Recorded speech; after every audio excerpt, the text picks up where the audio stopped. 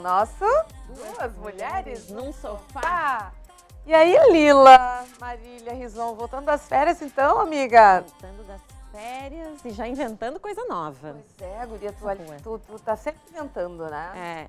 É. Aliás, tu tá toda de bolinha num sofá vermelho, assim, não sei se tem a ver Existe um propósito hoje para esse vestido poazinho de bolinhas aqui hoje.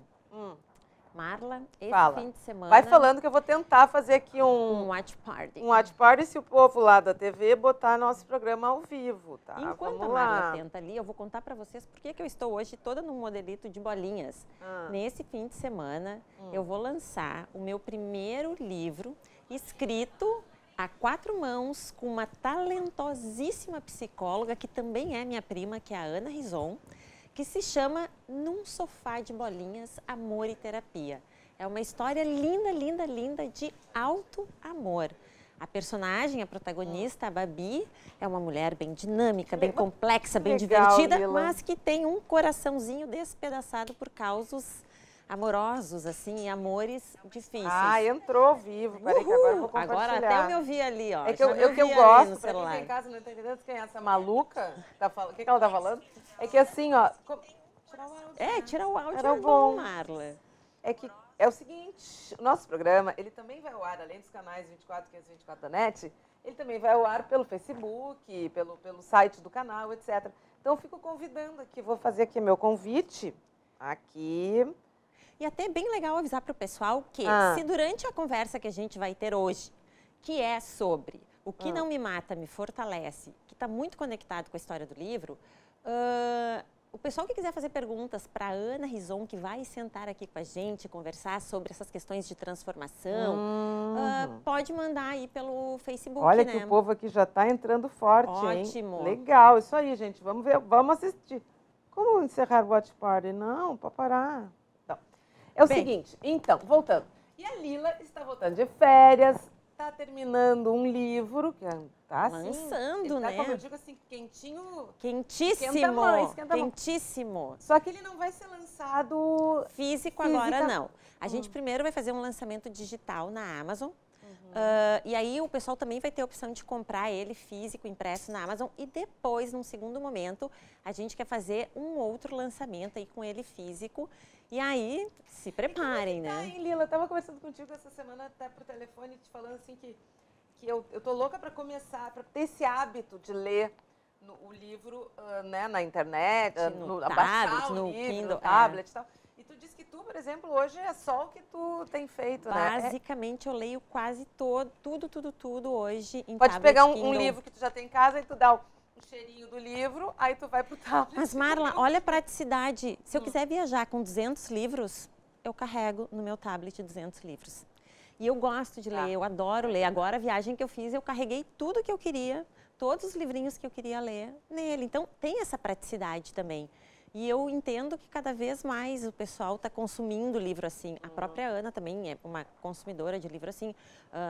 Várias pessoas que eu conheço hoje consomem. Gurizada, será que está mais e eu acho que tem os essa dois, assim. É que eu acho que o livro tradicional, ele nunca vai perder o espaço, porque a gente tem um carinho. Eu também tenho os meus livros prediletos, que eu adoro, que eu não me desfaço deles. Mas existe toda essa questão da praticidade. E tem uma coisa que, se a gente for pensar em meio ambiente, em conservação, em papel, isso também foi uma das coisas que levou eu e a Ana a decidir a começar pelo digital para depois Porque ir tem pro livros físico. que são de cabeceira também, né? Isso aí tu vai escolher. Eu e meu iPad, que é meio de cabeceira, né? Porque eu falei, aí depois no põe no modo avião e acabou. O livro do tablet, ele fica disponível eternamente por um tempo? Tu pode baixar, né? Tu baixa ele, na verdade. Tu fica com a tua biblioteca dentro do tablet. Tu viu que eu já estou te explorando por um outro tema, né? Mas é que explorar, não tem problema. Eu acho super importante que a gente fale sobre isso, já que tu está lançando um livro nesse sistema, né? Sim, é bem legal. Modelo. É bem legal avisar para o pessoal mesmo. E isso é bem interessante, assim, porque tu baixas, tu compras os livros e eles ficam, tipo, na tua biblioteca. Eles são teus, entendeu? Tu pagaste aquele valor e eles são teus ali. Tá, e do que trata o livro? Ai, eu estava contando antes, mas tu estava no Watch Party, então eu vou repetir. Repete. Porque eu adoro falar sobre o livro, eu me emociono falando sobre o livro. O livro, ele é... Na verdade, eu vou contar um pouquinho como começou o livro, pode ser? Ué. eu comecei, eu e a Ana, a gente é primas, a gente se conhece há um tempão, né? Assim, tipo, a vida toda. E a gente sempre admirou o trabalho uma da outra. E aí, há uns anos atrás, eu comecei a escrever uma história de uma personagem que, como tantas mulheres, sofre dos dramas do amor, que não se acerta, que as coisas nunca dão certo, assim, né? E aí, num bate-papo com a Ana, a gente chegou à conclusão que seria muito legal encaminhar essa personagem para terapia. E eu falei, Ana, o que tu acha? Vamos começar a fazer, no blog mesmo, vamos começar a fazer assim, ó. Eu escrevo, tu escreves, como se fosse terapia mesmo, entendeu? Que bárbaro. E a gente começou. E aí acabou que o tema é um processo de transformação da personagem principal, que na verdade é uma jornada com o universo. E vou te dizer, uma das coisas mais legais, a gente escolheu algumas pessoas para ler esse livro, e apesar do livro ser voltado para o público feminino, alguns homens leram. E eu recebi, assim, alguns depoimentos, 2, assim, que foram bem legais, que falavam, assim, que apesar do livro ser para o público feminino, eles se identificaram com as questões, né? Porque além de conhecer melhor as mulheres, o que já faz com que eles estejam à frente de todo o resto do exército de homens, também as questões são muitas vezes parecidas, né? Elas servem para todo mundo. Eu acredito que essa questão da transformação, essa questão assim, ó, de tu entrar, tu olhares, tu entrar para dentro de ti, tu olhares, o que tu precisa, assim, o que tá te incomodando, o que tu quer mudar, eu acho que isso não tem gênero, né, Marla? Não. Isso não tem gênero. Olha só, vamos entrar no tema então, né? Porque na verdade, né, gente, como vocês estão vendo, a gente também não é burra nem nada, nós temos aqui uma multifacetada apresentadora, que é a Lila, ela é além de astróloga, além de apresentadora e jornalista aqui comigo, ela também é escritora e vai lançar um livro nos próximos dias. E o tema do livro, então, vai ser justamente o tema do nosso programa de hoje. Essas transformações pessoais, a busca pelas transformações pessoais. Sim. Às vezes, coisas que acontecem na vida da gente que a gente não entende o porquê, e aí aquilo acaba dando um start para um momento mais importante, para uma transformação. Então, quem tem em casa, manda pra gente a pergunta, nosso Facebook está absolutamente disponível. Vai ser muito legal. Para todas as perguntas. Vai ser legal esse diálogo, né? Muito Aproveitem legal. Também para perguntar. É isso aí, então vamos fazer um intervalo. Vamos botar a Ana Rizon, a terapeuta da Biba. Não, é da Biba. Babi. Por que vocês meio que é Biba, hein? Não sei, coitadinha da Babi, minha querida. Eu tenho mania de renomear as pessoas, já estou renomeando até Eu me lembro quando a Nina trabalhava aqui, tu via chamando ela de Lila, eu de Nina. Não, então é a idade. Só piora. Então tá, a Babi. A terapeuta da Babi, a Ana Rizon, vai sentar aqui com a gente no próximo bloco. Até breve.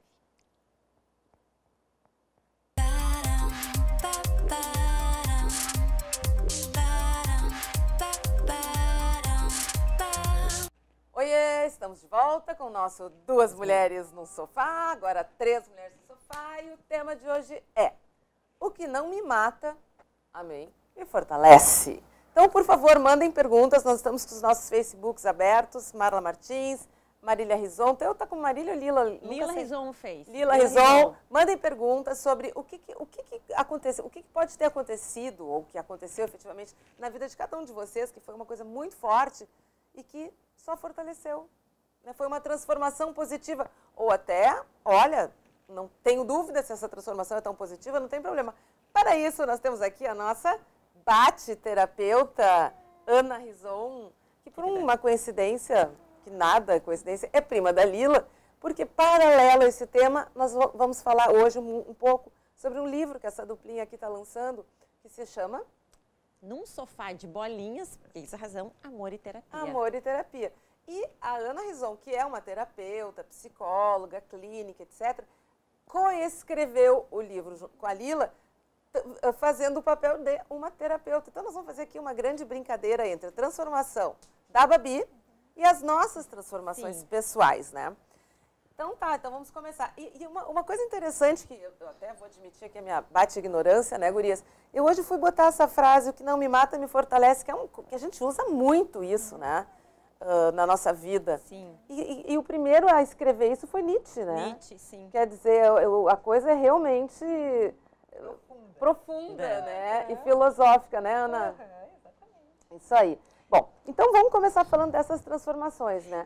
Eu queria só fazer uma... Eu gosto dessa frase aqui, que está no prefácio do livro, Marla, que eu acho muito legal, que diz o seguinte, tá? se há uma certeza na vida, além da morte e dos impostos, é a mudança, a transformação que a gente está falando aqui. E o mudar, o transmutar-se, é o ingrediente central. No caso da personagem, né? Mas também da trama, assim, da vida, da nossa trama da vida. Sim, a única coisa que a gente sabe ao certo na vida é que a gente vai passar por mudanças. Quer dizer, vai passar por mudanças boas, mudanças ruins, quer dizer, tem um encontro amoroso maravilhoso, tem um encontro amoroso que é horrível, tem um emprego maravilhoso, tem uma demissão de um emprego que é um sofrimento, e estou falando de coisas corriqueiras. A constante inconstância da vida, né? É a mudança. Ana, uma das coisas assim, ó, que eu acho muito interessante assim da história que a gente fez, que a gente está falando aqui, que é a história de vida, quando a gente se depara assim com situações que estão nos incomodando, é aí que a gente busca mudança na vida? Como no caso da personagem, ela estava passando por uma situação difícil e procura a terapeuta. É assim que as pessoas procuram? Olha, a psicologia positiva, que é uma área da psicologia que estuda a vida satisfatória, eles dizem que pessoas saudáveis são 30% tristes. Por quê? Porque a tristeza é a nossa emoção reflexiva. A tristeza é a mola... 30% assim da sua vida. 30% do seu humor, né? Que tem um componente de tristeza. E daí louco, eu nunca tinha ouvido falar. Que interessante, né? E vamos pensar assim nas emoções como uma árvore, né? O galho da tristeza, que a gente tem frustração, pesar, luto, né? Então, essas emoções, elas nos aprofundam. Elas fazem com que a gente reflita sobre a vida, sobre aquilo que está nos incomodando, sobre os nossos valores, sobre o que é essencial para a gente. Embora a gente viva num mundo, né, que preconiza muito o smile, né, que a gente busca muito a felicidade, só o constante é deserto. Né? A gente precisa desses momentos de introspecção. E respeitar esses momentos. Respeitar e ver com bons olhos. Ele não é o momento mais satisfatório da vida, né? É muito mais aversivo a gente sentir tristeza do que a gente sentir felicidade. Mas a tristeza é a mola propulsora de grandes transformações. Pode ir, Marla. E aí só para complementar, uma certa vez eu li num texto, enfim, de uma reportagem, que dizia que a grande maioria das tristezas da vida que a gente vai passar ao longo da vida são pequenas coisas. É o gás que acabou, a funcionária que não foi, o filho que caiu, tropeçou e machucou o pé. As questões realmente importantes, as coisas absolutamente sérias, são mínimas na vida da gente. Então, ao mesmo tempo, também a gente sofre por coisas que não se precisaria sofrer, né? O nosso cérebro, Marla, ele está programado para dar muito mais ênfase ao aspecto negativo da vida do que ao positivo. Se tu vai sair no Natal para comprar presentes e tu vai em 10 lojas e numa te tratam mal, e eu te perguntar, Marla, como foi as compras? Tu vai dizer, me trataram mal. Porque isso é um viés interpretativo de uma tendência humana. A seleção natural selecionou mais humanos que viam o mundo de uma forma negativa. Porque vamos pensar, estamos caminhando pela floresta, vemos um monte de folhas secas no chão, lá nos primórdios da humanidade. E nós somos muito positivas. Eu digo, Marla, vamos nos jogar folha seca para se divertir. E aí tem uma aranha peçonhenta, morde a minha, essa genética não foi adiante. Mas se eu estou com a Lila e a Lila tem um cérebro negativo, eu digo, Lila, vamos nos jogar folha seca. Ela diz, não, pode ter aranhas peçonhentas aí. A gente sobrevive e isso vai adiante. Então a seleção natural selecionou as pessoas com viés mais negativo. Nós temos uma interessante, né? A gente tem uma tendência a dar mais ênfase ao negativo. E só completando... Aí eu tô começando a ficar com medo, porque daí então eu tô quase me tornando uma pessoa negativista aqui para sobreviver. Claro que é uma brincadeira, mas positivar o cérebro. E isso que tu falou a respeito da tristeza também vale para a felicidade. A felicidade, ela também são pulverizações no nosso dia, né? São pequenos momentos que nos fazem felizes e que a gente tem que aprender a estar com o cérebro positivo para usufruir. E assim, né, Ana, eu fico pensando, estou aqui fazendo as minhas conjecturas. Por exemplo, 100, 200 anos atrás, uma mulher lá ficava bordando, né, um paninho para enfeitar sua casinha. Ela terminava, que lindo meu paninho, que lindo meu bordado. Aquilo gerava felicidade, alegria. Hoje, no nosso mundo, o que gera alegria e felicidade? Quer dizer, a coisa está tão extremada que a felicidade, para ela acontecer, me parece que tem que ser, assim, grandes realizações, né? Mal comparando, por exemplo, a minha mãe sempre brinca. Marla, eu me lembro direitinho, quando tu fez um aninho, olha, coisas de casa. Eu colei a noite inteira uma florzinha em cada pirulitinho para enfeitar a mesa, porque não tinha decoração de festa profissionalizada. Gente, hoje em dia as festas de um ano são uns casamentos, um acontecimento. Babilônia, né? Tem banda ao vivo. Então, tu imagina, a expectativa de felicidade das pessoas está muito complicada e quase inatingível. O mundo está acelerado, está dopaminado, né? Se tu pega um filme lá, sei lá, da década de 60 para te assistir, tu pega um Velozes e Furiosos agora, é um filme sem texto, é carro voando, Roma, né? Roma que que agora é candidata ao Oscar, eu assisti, é excelente, mas muita gente, mas preto e branco, imagina. As pessoas não conseguem, né? E agora eu estava ouvindo vocês falarem, uma das coisas que tu falas no livro, Ana, que eu adoro, eu vou falar muito do livro, gente, porque como eu escrevi junto, então assim, né? A gente tá muito feliz. A gente tá tão mergulhada no livro, então eu sempre vou dar uma puxadinha em função disso, Por favor. Tá? E porque, pra quem não sabe, né, Lila, tuas 2 semanas de férias foram assim, uma imersão no livro. Então, a Lila só fala em livro. Não foi imersão na piscina, foi uma imersão no livro, A gente cumpriu uma das 3 pernas do tripé, né? Sim, plantar árvore, ter um filho e escrever um livro. Então, é o nosso bebê. O bebê tá prontinho aí, prontinho. E tem uma das coisas que tu fala ali no livro que eu acho bem interessante, que tu dizes assim, ó, que todas as emoções são válidas. São válidas. Que assim, ó, tipo, que a gente tem um hábito de supervalorizar, tipo, a felicidade, a alegria. Exatamente o que a gente estava falando aqui. O amor, né? O amor. E aí, eu não quero ficar nunca triste. Que nem tu estavas falando ali pra Marla do sol no deserto, né? Então, eu queria que tu falasse um pouquinho disso, assim, dessas... E que um cérebro saudável sente todas as emoções. Esse é um dos diálogos da Babi com a Alice Geunic, que sou eu, a terapeuta do livro, né? Exatamente. Um cérebro saudável, ele sente todas as emoções, porque cada emoção, ela tem uma função.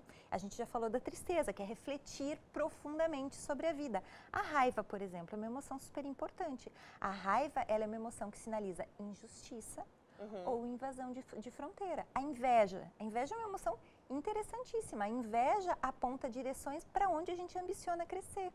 Então, a gente conseguir ter uma postura compassiva com as nossas emoções, que eu não posso chamar de negativas, porque elas têm funções importantíssimas para a saúde mental, mas aversivas de sentir, né? É melhor ser alegre que ser triste, já dizia a música, né? Toda a vida, mas as emoções, elas têm funções, a gente tem que aprender a ver elas como se fosse um parente amigo que nos visita e vem nos dizer alguma coisa. Esses dias eu estava lendo algum texto, alguma coisa, e que falava exatamente sobre a inveja, que a inveja muitas vezes sinaliza frustrações nossas, né? Que aquelas frustrações que tu tem, tu acaba, tipo, invejando o canteirinho alheio, ao invés de tu correr eles atrás, né? A gente tem que olhar com compaixão para a inveja, porque ela aponta a direção de onde a gente quer crescer. Mas eu queria voltar num ponto que eu acho importante, que a Lila já levantou aqui. Eu, de novo, digo, já falei outras vezes que eu estudo Cabala. Ainda sou, sim, uma estudante iniciante, apesar de estudar há anos. Mas a Cabala é uma sabedoria tão profunda que quanto mais eu estudo, menos eu sei. E a Cabala sempre dá essa lição, assim, de que a transformação, a mudança, ela só ocorre quando a dor do problema em si é mais insuportável do que a energia que tu vai demandar para a transformação.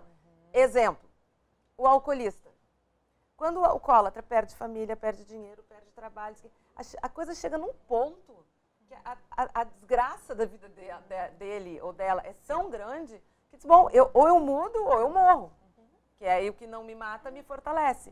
E aí, em alguns casos, a pessoa resolve, então, mudar. Isso vale para tudo, né, gurias? Quantas coisas eu poderia... pessoas infelizes no casamento... Mulheres, a gente está vendo tanta situação de feminicídio, quer dizer, mulheres que são agredidas pelos seus homens, pelos seus namorados e maridos. Às vezes, ela tem que chegar, por mais louco que seja, ela tem que chegar num grau de insuportabilidade absurdo para dar essa virada. Então, eu queria que tu falasse um pouco sobre essa virada. Sobre, assim, que energia é essa? Da onde vem essa energia? É o autoconhecimento, é uma conexão com alguma coisa que vem de família, que de repente casos que se repetem, alcoólatras que tiveram pais alcoólatras, mães agredidas que tiveram... A gente vê muito, né, esse ciclo se repetirem. Então eu queria assim, essa energia, porque eu estou imaginando assim, quem está em casa agora, que não está numa boa, que está precisando transformar, de repente uma coisa bem mais simples até que isso, não está feliz no seu trabalho. Como dar essa virada? Onde é que está o ponto?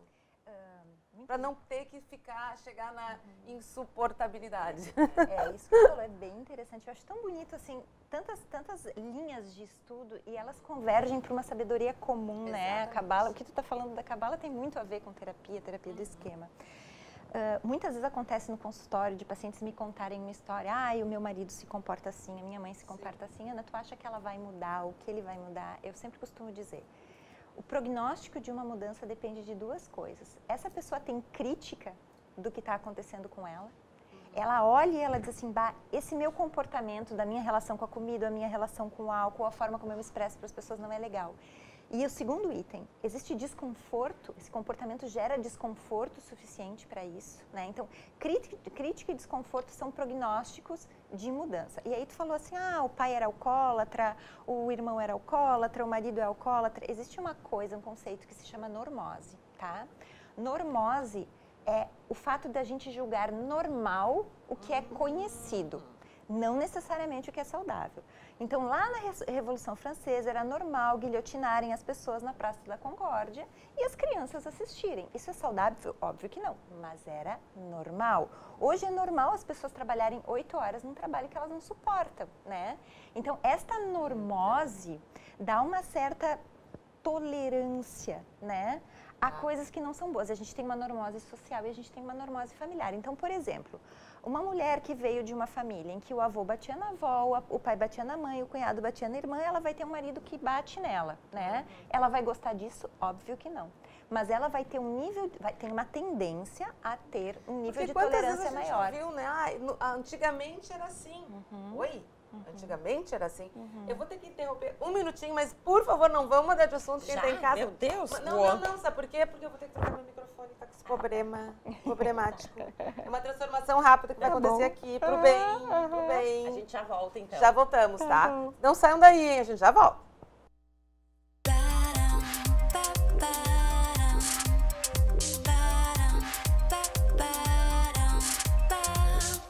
Muito bem, voltamos então, né, meninas, com o nosso Duas Mulheres no Sofá, hoje falando sobre o que não me mata, e que não me mate, me fortalece, o que é ótimo, queremos ser fortes e cada vez melhores. Está aqui com a gente a Ana Rizon, terapeuta, Lila voltando de suas férias, e estamos falando então sobre esse tema meio que linkado com o livro que as meninas estão lançando, que é, de novo o nome? Um sofá de bolinhas, amor e terapia. Afe Maria. Então, e a gente estava falando sobre transformação, né, Ana? Então, acho que tu queria concluir. Acho que o tema anterior eu já concluí. Tá. Então, de a gente tem uma tolerância maior àquilo que a gente Tu falava da normose. entende que é parte da rotina, Tá, né? daí como vencer essa normose? Quer dizer, eu não quero mais que seja normose, eu quero que seja diferentose. Tem umas coisas que eu adoraria ter uma fórmula mágica, assim, dizer para as pessoas na televisão Pois e é, todo mundo pudesse usar isso e ter uma isso que vida eu mais queria, essa é a minha pergunta. Essa é a minha pergunta. Mas sabe que aí passa pelo início do que a gente estava conversando, né? Eu acho que quando as coisas nos deixam triste, é legal a gente poder olhar para ela e ver o que está faltando naquela realidade, qual é a nossa necessidade diante daquela realidade para que a gente possa construir uma transformação em cima disso. Eu acho que tudo começa com perceber, a gente não vai conseguir mudar nada que a gente não percebe e que a gente não reflete com profundidade, porque a gente tem uma tendência, até por uma economia, vamos pensar assim, o cérebro, ele é um bichinho meio preguiçoso, a gente tem uma tendência a ir por aquele caminho que já está automático, que a gente já conhece. Sei lá, se tu descobre que tu é intolerante à lactose, é tão difícil no início tu mudar o hábito de comer o teu queijinho, o teu iogurte de manhã, porque aquilo já está tão automático, o teu organismo não precisa pensar. O processo de mudança também parte disso, né? De tu perceber aquilo que incomoda e começar a refletir profundamente para ver por que caminho tu vai operar mudanças. E aí, é muito que particular. É muito particular. Eu acho que o grande norte da nossa bússola é a necessidade emocional. O que a gente precisa para que a gente se sinta bem? Claro, o mundo não é um lugar hedonista, como diz uma paciente minha adolescente que eu adoro. Ela dizia, Ana, o mundo não é um moranguinho. Não, ele não é um moranguinho. É importante que ele não seja um moranguinho, porque se não houver contraste entre claro e escuro, a gente nem vai valorizar as cores, né? Mas de realmente poder olhar com verdade e construir uma mudança. Cabalisticamente falando, a gente fala, né? Não existe o claro sem o escuro e vice-versa, né? Com certeza. Acender uma vela num ambiente de sol, a vela nem vai aparecer, ela precisa de uma certa escuridão para que ela Sabe que apareça. ontem eu estava conversando com uma amiga minha sobre um outro tema, assim, e E a gente estava falando exatamente sobre isso, assim, sobre a dificuldade que as pessoas às vezes têm de aceitar que a gente é luz e sombra, né? Que a gente tem essa face maravilhosa, mas que todo mundo é humano e também tem sombra, porque isso é parte da criação. E a gente estava conversando, ela estava falando que ela estava super decepcionada, digamos assim, com o lado sombrio da força do Karl Lagerfeld, né? Que ela disse que, pô, o cara era um gênio, um criativo, e daqui a pouco ele era super preconceituoso, assim, que ele tinha digamos, todo um lado sombrio. E eu disse, olha, assim, a gente se depara com isso, né? Com as pessoas que têm esse lado, digamos, criativo, de criação, o lado luz maravilhoso, mas também tem isso. E acho que balançar isso, aceitar isso também é um caminho, né? A gente fala isso até no livro, né, Ana? Que como é preciso tu olhar e aceitar isso. Tu aceitar que tu tem a luz e a sombra, né? Isso é realmente importante. Isso é muito importante. E eu tenho o privilégio, eu sou psicóloga clínica, de no meu trabalho eu conhecer a profundidade do funcionamento, da intimidade das pessoas, né?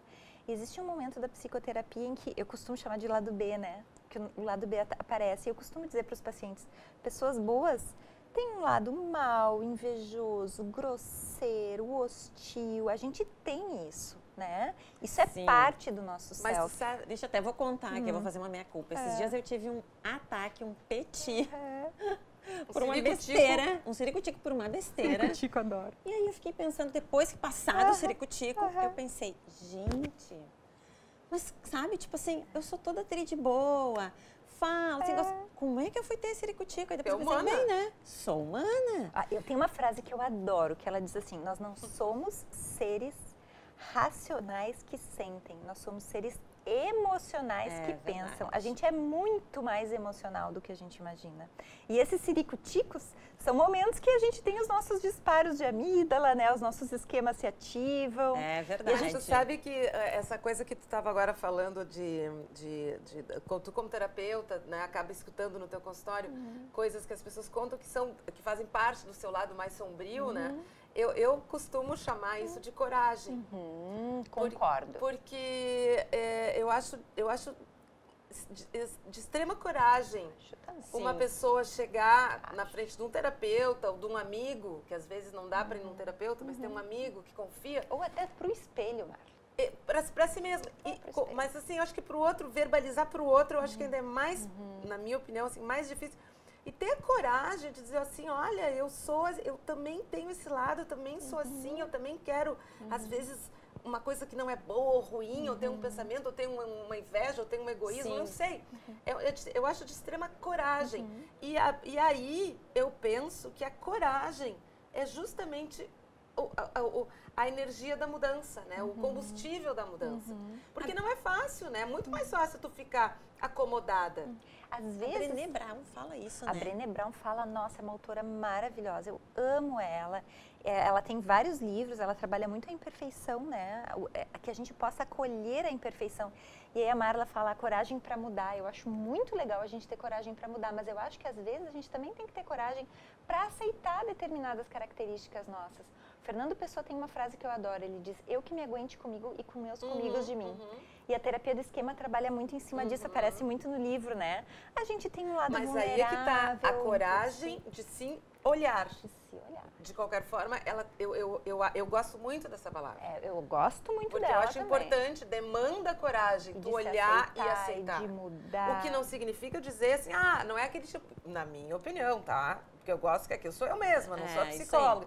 Tipo assim, não é aquela coisa assim, eu sou assim, o resto do mundo que se exploda. Não, não é assim também, sabe? Eu penso, não, eu tenho que, eu vivo em sociedade, eu tenho regras a seguir, é uma coragem, mas também ao mesmo tempo é um alerta. Que bom que tu falou disso. Como eu vou acomodar os meus comigos de mim que não são tão virtuosos de uma forma que ele não me gere prejuízo, né? Isso é o papel da terapia, né? Algumas coisas a gente consegue super transformar, né? E evoluir. E outras coisas a gente tem que encontrar um lugar compassivo e inteligente. Além disso, eu tenho usado muito uma frase aqui que eu adoro, que não é uma frase, é um pensamento que diz assim, né? Problema todo mundo tem. Resolver os seus problemas é que só os que fazem terapia realmente estão né, demonstrando que querem. Né? E tem uma do Milor que é ótima, que diz assim, tudo bem, os teus problemas são difíceis, mas os meus são piores, acontecem comigo. Isso é muito bom. Bom, mas aí nós vamos ficar tem vários, né? Mas enfim, nós estamos falando aqui sobre transformação. Então eu estou entendendo que a Babi, que é a personagem principal do livro das meninas, que o livro justamente trata das questões de amor mal resolvidos dela, e ela busca uma terapeuta. Quer dizer, então durante o livro acontece essa transformação. E esse é justamente o nosso tema. E uma das coisas assim que agora falando da transformação que vai acontecendo, né, Ana, que é uma coisa que geralmente na terapia a gente vê, que é aquela busca, aquele resgate da família, né? Que sempre acontece, que é uma coisa que às vezes a gente nem entende. Eu tinha uma época assim que eu dizia, ai, mas que saco, lá vou eu falar disso de novo, sabe? Por que é tão importante falar disso, assim? Porque eu te confesso que teve uma época que eu achava um porre. Deixa eu ver se eu entendi. Tipo assim, ai, porque eu sou assim, porque a minha mãe me dava beliscão cada vez que eu dizia alguma coisa, por exemplo. Ou assim, aí a pessoa começa, aí a tu chega culpa Não, até assim, ó, chegava o terapeuta, assim, às vezes tu chega no frente do terapeuta, me conta da tua infância, lá, se tu já passou por algumas, tu já não tem mais muita paciência, mas por que é importante isso? Ok. Eu vou dar uma volta que eu acho que... Quero que as pessoas que estão assistindo entendam isso. Eles que têm que entender. Quero que eles entendam isso. O que acontece? Nós somos um animal chamado Homo sapiens, tá? Ok. E nós temos necessidades primárias, que a gente chama. Necessidade de apego seguro, de autonomia, de limites, de espontaneidade, de orientação para o outro e para si. Isso são necessidades humanas, tá? Quando a gente é pequeno, na nossa primeira infância, o nosso cérebro ainda ele é muito neuroplástico, ele absorve as coisas que a gente vive e isso é determinante na formação da nossa personalidade. Traduz, ele é como vamos uma pensar esponja. Que ele é uma esponja, ele absorve muito do ambiente. A primeira infância, ele é uma esponja super absorvente, tá? Então, aquele período na nossa vida, ironicamente, que a gente não lembra, molda a nossa personalidade. Molda como? Nós já nascemos com um software instalado que se chama temperamento, que é uma tendência. Pais que têm mais de um filho observam bem isso, a diferença de um bebê para o outro. Astrólogos também, a gente vê no mapa astral direto. Astrólogos também. Então, é aquela boa e velha, assim, o mesmo pai, a mesma mãe, o mesmo avô, a mesma avó, e as duas crianças são tão diferentes. Eu tenho 2 filhos completamente diferentes. Porque às vezes uma criança tem mais medo, a outra criança ela é mais espontânea, a outra criança tem um nível de energia maior, então vai exigir uma habilidade empática diferente desses pais. Mas aí também está a riqueza da vida, né? Com toda certeza. Só que o papel desses pais, né, das figuras primárias que a gente chama, que pode ser o avô, a avó, mas aquelas figuras que cuidaram na primeira infância, é suprir essas necessidades, tá? Necessidades emocionais primárias. Quando isso não é suprido, isso forma esquemas, isso forma marcas, isso forma o nosso lado B de personalidade. Então, quando a gente quer entender um paciente, a gente quer conseguir, como terapeuta, entrar na casa daquela criança de infância e ver o que ela passou, porque isso tecnicamente nos dá resposta de como aquele adulto se formou e quais são as variáveis da personalidade dele que influenciam na queixa que ele está trazendo. Então, por isso, para nós é tão importante falar da infância. Óbvio que as pessoas chegam com problemas atuais, elas querem resolver os problemas atuais, só que a gente precisa entender quem é aquele sujeito que carrega esse problema. Tipo assim, não é Freud que explica, é a família que explica. A história explica. A história da pessoa. Como aquela pessoa caminhou ao longo da vida. Tu sabe que eu tenho uma pessoa das minhas relações, que não cabe aqui dizer quem, e que é uma pessoa super egocêntrica, que vive, que acha que o mundo vive em torno dela. Uma pessoa que eu conheço. O sol. Tipo assim, agora tá na hora de almoçar, tu não tem que almoçar, agora tá na hora de jantar, tu não tem que jantar, agora tá na hora de fazer tal coisa, tu não vai fazer tal coisa. E assim vai a vida. E um dia, numa terapia, eu conversando sobre essa pessoa, e apareceu um fato muito legal, muito curioso, que assim, pessoas que sofreram muito na infância, que passaram por situações muito complicadas, muito pesadas, se elas não pensassem nelas naquele momento, elas não sobreviveriam. Então, são uma espécie de... Essas pessoas são uma espécie de sobreviventes. Então, o olhar muda completamente. Quer dizer, tu não passa mais a ver aquela pessoa como um egoísta ou uma egoísta, um egocêntrico, mas sim como alguém que, para sobreviver, para ser alguém, para crescer, para casar, para ter filhos, para trabalhar, para se sustentar, para acontecer a vida, teve que pensar em si. Perfeito, Marla. E o livro mostra muito isso, né? Eu estava pensando exatamente isso, A Babi, né? é uma pessoa, uma protagonista de uma personalidade super sensível, afetiva, uma pessoa bem emocional, com uma mãe narcisista e um pai afetivamente frio, né? Então, o que ela fez? Ela aprendeu a buscar sempre aprovação e se distanciar das próprias necessidades, porque essa foi a estratégia da criança. Isso foi um martelo para um prego. Só que como é que nós funcionamos emocionalmente? As estratégias que a gente cria com aquela caixa de ferramentas primitivas da infância... Essa do martelo eu acho bárbaro. A gente vai implementando ela ao longo da vida sem fazer baixar um download de atualização da estratégia, entendeu? É porque e também ela a gente desadapta. não pode ficar refém dessas situações, né? Tipo assim, eu sou assim porque, tipo, meu pai e minha mãe a vida inteira me cobraram nota 10 em tudo, todas as provas, quando eu tinha 5 aninhos, 6 aninhos, a vida inteira passei por isso. Então agora eu sou muito crítico comigo, eu sou muito exigente. Ok, mas sabendo disso, e aí? Aí eu acho que dá pra mudar, né? Exato, Na hora que tu tem consciência disso, que tu consegue fazer mudança. E se Mas né? essa pessoa tem referências de uma outra ferramenta que ela possa usar para fazer isso. Ela vai precisar aprender, porque é aquilo que eu falei.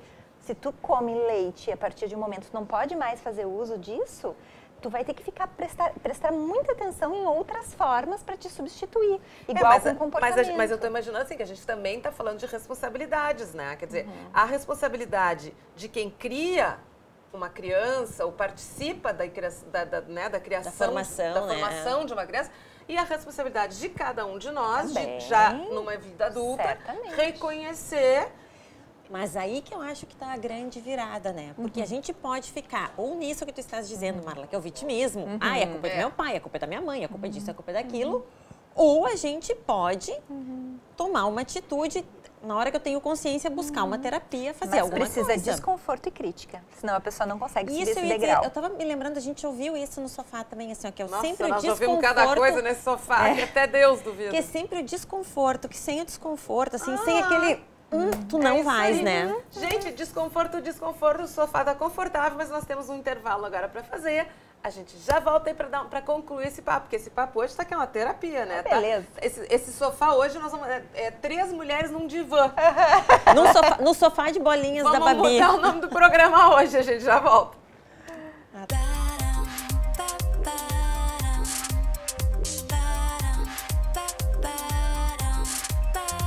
Então, estamos de volta com o nosso 3 Mulheres no Divã.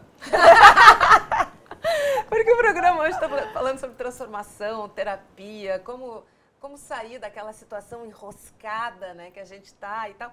E aí, muitas dessas situações enroscadas, elas passam pelo critério amoroso, né? Por um amor não correspondido, ou não tão correspondido, ou correspondido, mas assim que, sei lá, né? A Lila estava sugerindo isso aí, né, Lila? Eu estava pensando aqui, uma coisa que a gente fala no livro, né, que eu acho bem interessante para o pessoal em casa, assim, conhecer, que existem diferentes formas de amar, né?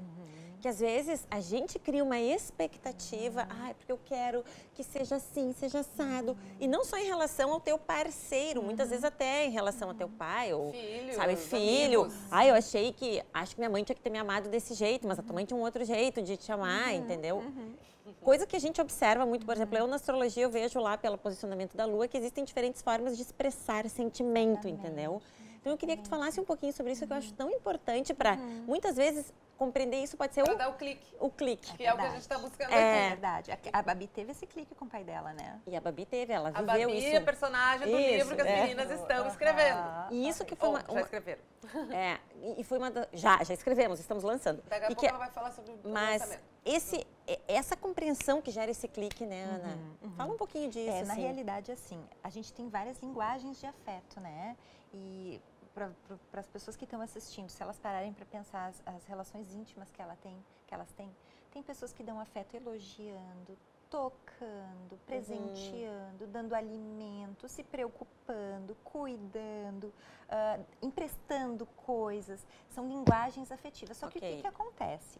Nós temos uma falha empática, porque a gente tende a ler o outro pela nossa referência. Eu, por exemplo, acho que todo mundo tem dificuldade com matemática, porque eu sou muito ruim em matemática, né? Eu não consigo entender como é que alguém possa entender matemática. É uma coisa assim, olha, eu vou te dizer, é complicado para mim. Muito. É complicado. Tem algumas colegas que eu devo agradecer que eu colei muito delas, por isso eu consegui sair do colégio. Mas enfim, vamos voltar ao afeto, né?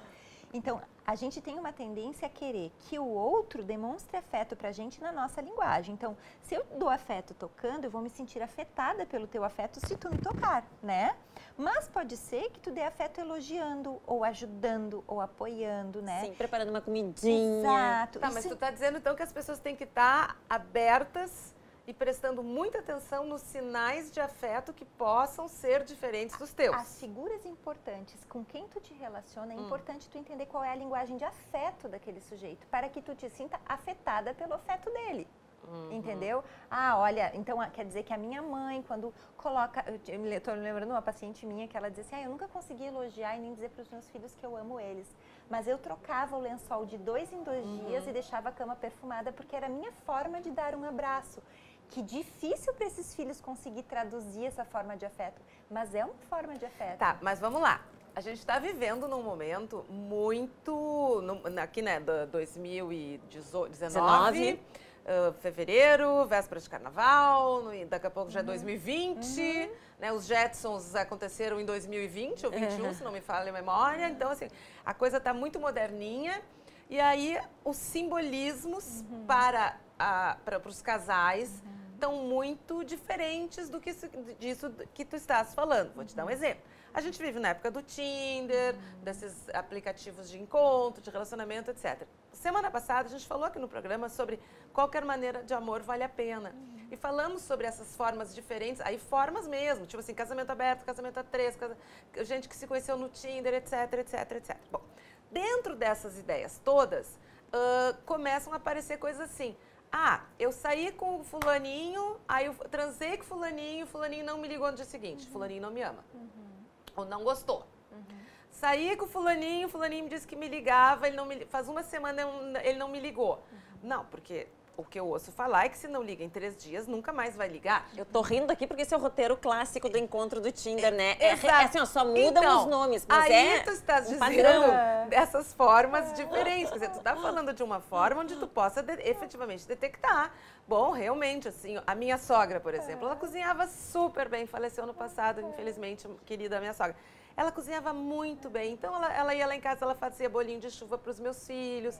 E aquilo estava muito escancarado, aquele amor. Tanto que no enterro da minha sogra, quando o padre foi dar ali aquela missa e tal, aquela reza, pediu para uns netos falar, o meu filho mais velho falou assim, olha, quem vai fazer bolinho de chuva pra gente agora? Reuniu os primos. Então, assim, deu aquilo ali, é um amor escancarado. Mas aí é uma relação, existe uma história. E quando não existe essa história, as pessoas precisam se apegar. Tudo bem aí, Beto? Caiu um lencinho.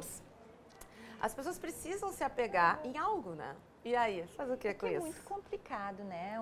Uma história de uma noite não se estabeleceu um vínculo ali. E não há afeto sem presença. Mas às vezes são algumas semanas já de convivência e as coisas não tão claras, né? E aí? Mas aí eu não sei. Tu sei deve receber isso no teu consultório, digamos, com uma certa frequência. A questão assim, o que está se construindo ali, né? De que forma? Porque assim, se as pessoas se encontram, né? Tem aquele momento de encontro e elas não contatam entre isso, é muito difícil de tu ler uma forma de afeto no silêncio e na ausência, né? É verdade. É complicado. Tu disse outra coisa. Muitos dizem, o silêncio é uma resposta. O silêncio é uma resposta. O silêncio é uma resposta, claro que é. Do não interesse total, né? Eu entendo assim. Em muitos momentos. Tá, gente? Tá? Todo mundo ouviu? Eloquente em muitos momentos. Eu também Alguma acho dúvida? Que o silêncio é uma grande resposta, né? Eu não estou tão afim de você, como aquele filme. E aí esse silêncio, ele merece que haja uma transformação. Depende do nível de aproveitamento que a pessoa vai ter disso. Ou até da normose da pessoa. Porque se a pessoa tem aquela tendência, né? Tipo, a pessoa dá uma fantasiadinha ali no silêncio dele. Pode ser que ele esteja ocupado, ele viajou para Roma, a mãe dele ficou doente, né? Se a pessoa tem um esquema de abandono, uma tolerância a isso... Aí ela vai criar uma historinha, né? Ou também tem aquela pessoa que quer se divertir sem se vincular. Sim, mas aí é outro caso, né? Outro caso. Ana, antes a gente estava conversando uma coisa aqui nos bastidores. com um dos homens presentes aqui nos bastidores. Não vamos citar o nome? Nós não vamos citar o nome. Não vamos de quem citar o é. nome? A pessoa está sentada? É o cara mais bem casado que eu conheço. Não sei, olha que eu conheço um outro que é muito bem casado Olha, também. é um cara tão bem casado que eu conheço. Tá, fala. Mas então, o Eduardo, seu esposo, estava conversando com a gente. E ele falou assim, uma coisa que levantou uma certa polêmica aqui no sofá. Polêmica. Polêmica. Polêmica. Que mulher sofre? Que mulher sofre mais por amor? Bobajada. Sofre mesmo, Ana? O que é tua experiência de consultório? Minha experiência de consultório. Eu acho que mulher sofre diferente do homem por amor. Mas eu Tá, acho mas que mensura, ambos- vai. ambos Mais ou sofrem menos. É muito complicado, assim, eu não sou muito fã de regras que categorizam, sabe? Eu acho que a mulher, ela... Tá, mas a gente queria ouvir que o homem sofre, se atira no chão, Homem chora, deixa de sofre, comer, fica chora, sem vai pra sair. terapia, fica sabe? deprimido. Homem A sofre. gente quer ouvir isso, Só que entendeu? o que acontece? A mulher, quando sofre por amor, a mulher parece um disco riscado. Não todas, né? Mas é muito comum. Ah, eu tenho amigas que são conta disco pra riscado. mim. Falam, Só amigas, né? falam. Falam pras amigos amigas. alguns, O homem ele já não existe tanto esse espaço, né, para que o homem conte e reconte várias vezes a mesma coisa. O processo de elaboração deles é diferente. Agora, eu te digo, eles sofrem profundamente por Bem amor, feito. como as A nossa protagonista é uma dessas Gente, que é sofre, brincadeira, tá? repete. É uma brincadeira aqui. A nossa protagonista é um disco arranhado no início, antes da terapia, socorro. Eu chego, assim, Mas como ela melhorou, né, Lila? Pois é, gurias, então é isso. Assim, Foi ó, nós temos aqui os últimos bárbaro. 2 minutos de programa e é super importante. Então agora vocês se liguem, quem está em casa, que agora nós vamos falar da coisa mais importante desse programa, que é justamente o lançamento do livro das meninas, que nós aqui falamos longamente sobre essa questão da transformação. E aí, olha que bacana a oportunidade de acompanhar passo a passo, assim, quase como um voyeur, assim, a transformação de uma pessoa em busca do amor próprio, do seu amor próprio, do seu autoconhecimento. E essas duas aqui acabaram de escrever este livro e vão lançar. Falem tudo quanto que eu só quero Eu ouvir. queria falar uma coisa sobre esse livro. Eu e a Lila somos leitoras quase compulsivas Nossa, de histórias muito. e romances. Romances. A gente há anos se troca figurinhas sobre Vamos lá, isso. 1 minuto. Mas o que acontece? Esse livro mostra como uma terapia funciona, como se tu estivesse ali assistindo. Poucos livros mostram eu adorei a isso. expressão do voyeur que ela usou, porque é bem isso, é como se tu estivesse dentro do consultório, assim, e com muita leveza, né? Porque não é um saco. E a fé. E a gente vai mostrar a capa em primeira mão. Vamos ver se tu consegue. Vai, quando é que lança, meninas? Domingo, dia 24, pra cá? Não, pra ele tava certo, tava certo. Tava certo. Domingo, dia 24, na Amazon. A gente vai fazer o lançamento primeiro digital, no Sofá de Bolinhas, Amor e Terapia. Quem fez a capa pra nós foi a Jane Deboni, artista plástica. Nossa prima. Prima Tá também. Pouco que eu li, já amei, quero saber tudo da história da Babi. E nós estamos numa fase super sofá. Total. Então, num sofá de bolinhas, por isso a Lila hoje veio toda trabalhada na bolinha. Até o Dos sapato, pés à né? cabeça. Exatamente. Sucesso pra Obrigada, vocês. Parabéns. obrigada, Eu Marla. sei que esse livro foi escrito com muito amor. A gente ainda vai, com certeza, falar aqui muito sobre isso. Num sofá de bolinhas, no dia... 24, domingo agora do Oscar, hein? Diz que o pessoal do Oscar até ficou meio preocupado, Muito viu? assustado. Assustado. Com a concorrência. Com a concorrência. Eu ficaria. Mas aí a gente convenceu, né? Mas a que Lila olhou o noite céu e disse que tem estrelas pra todo pra mundo. todo mundo. Então tá, ó, pode subir os créditos, a gente vai falando aqui, vai contando que no dia 24, domingo, vai lançar no Sofá com Bolinhas, Amor e Terapia, Na Amazon. na Amazon. Mas então, dia 24, Sofá com Bolinhas.